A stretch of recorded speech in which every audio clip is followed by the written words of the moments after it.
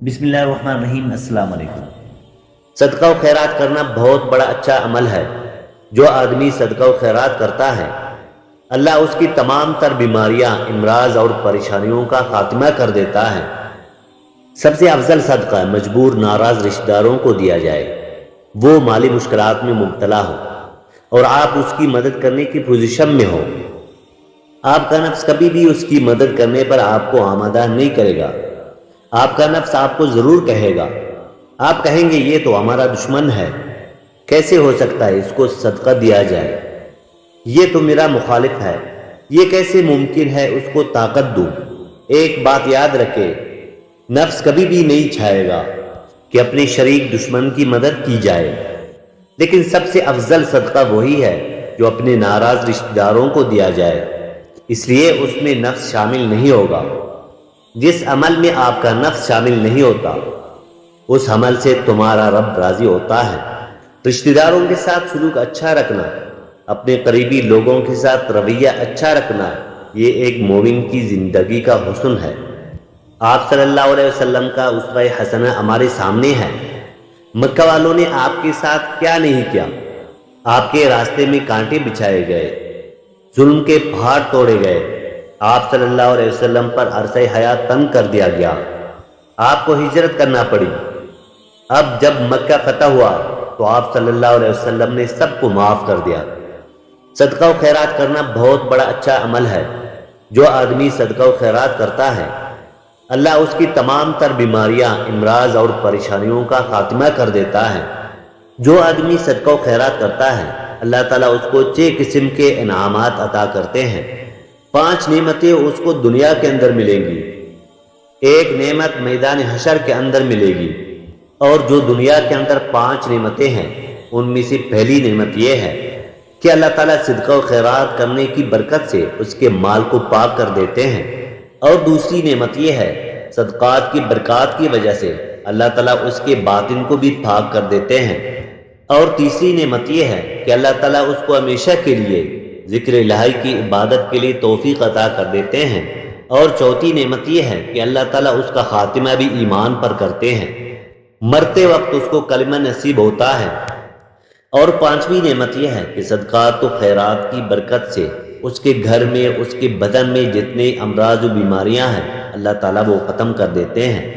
چھٹی اور آخری نعمت یہ ہے کہ وہ میدان حشر کے اندر ہوگی، جبکہ ساری کائنات پر نفسا نفسی کی کیفیت طاری ہوگی، ہر بندہ پریشانی کے عالم میں ہوگا، لیکن یہ صدقہ و خیرات کرنے والا اس دن بھی مطمئن ہوگا، اطمینان کے ساتھ ہوگا، اس کیفیت اور اس انداز میں اپنی رب کی بارگاہ میں پیش ہوگا کہ صدقات اور خیرات اس کے اوپر سایہ کر رہے ہوں گے۔ اپنا مال جو کہ انسان کو سب سے زیادہ محبوب ہے، اس کو اللہ کی راہ میں خرچ کرنا یہ بہترین صدقہ ہے۔ آپ صلی اللہ علیہ وسلم نے فرمایا، جو شخص دل کی نرمی سے محروم ہو گیا وہ خیر سے محروم ہو گیا۔ کسی کو دکھ اور تکلیف میں دیکھو، اس پوزیشن میں ہو تم اس کا کوئی مداوع کر سکو اور نہ کرو، پھر چاہے تم کچھ بھی ہو تم نیک نہیں ہو سکتے۔ محترم دوستو، رزق کے اضافے کا ایک بہت بڑا سبب انفاق فی سبیل اللہ ہے۔ اللہ فرماتا ہے، جو تم خرچ کرتے ہو تو جو چیز تم نے نکال دی اس کی جگہ اللہ تمہیں اور عطا کرے گا، صدقہ سے تمہارے رزق میں اور اضافہ ہوگا۔ اور اسی طرح سے رزق کا ایک بہت بڑا ذریعہ نکاح ہے۔ فرمایا اگر تم نکاح کرو گے، تم فقیر ہو وہ تمہیں غنی کر دے گا، اور اپنی اہل خانہ کو نماز کا حکم دینے سے رزق بڑھتا ہے۔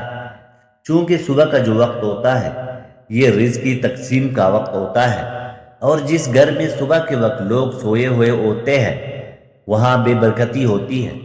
اس لیے کہا جاتا ہے کہ طلوع فجر سے لے کر طلوع آفتاب تک اپنی اولاد بیوی بچوں کو مت سونے دو، چونکہ اس وقت رزق کی تقسیم کے لمحات ہوتے ہیں۔ آپ صلی اللہ علیہ وسلم نے فرمایا، جو شخص یہ چاہتا ہے کہ اس کے رزق میں برکت ہو اور اس کی عمر میں اضافہ ہو تو وہ اپنے رشتہ داروں کے ساتھ اچھا سلوک کرے۔ رشتہ داروں کے ساتھ اگر اچھا سلوک کرو گے تو پھر تمہارے رزق میں برکت ہوگی۔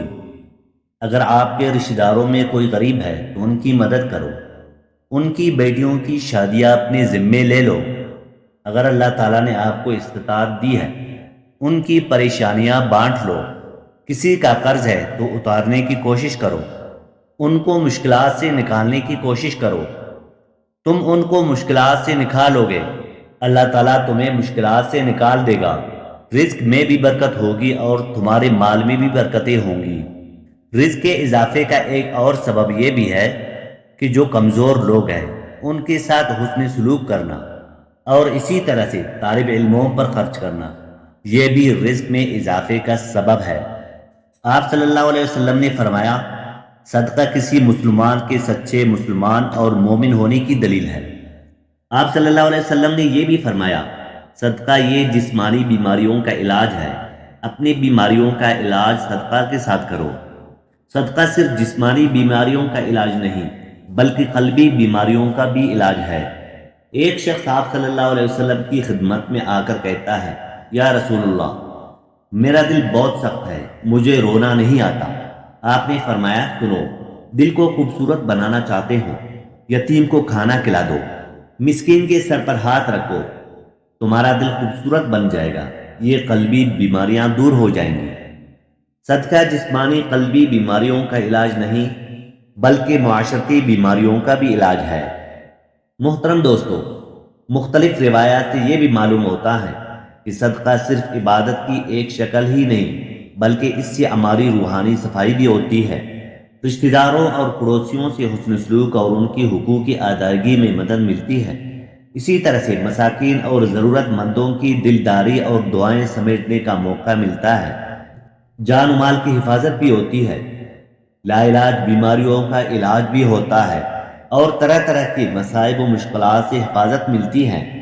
آپ صلی اللہ علیہ وسلم نے فرمایا، صدقہ دینے میں جلدی کیا کرو، اس لیے کہ بلا و مصیبت صدقے کو پلانگ کر نہیں آ سکتی۔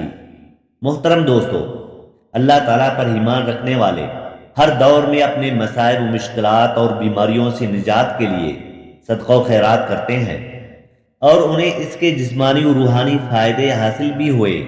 اس لیے اگر آپ نے ہر طرح کے علاج کا تجربہ کر لیا ہے تو اب صدقہ کے ذریعے بھی علاج کا تجربہ کیجیے۔ یہ وہ رزق کے اسباب ہے، اگر ہم ان کو اختیار کر لیں تو ہم اللہ تعالیٰ کے خاص رحمتوں کے حقدار ہوں گے۔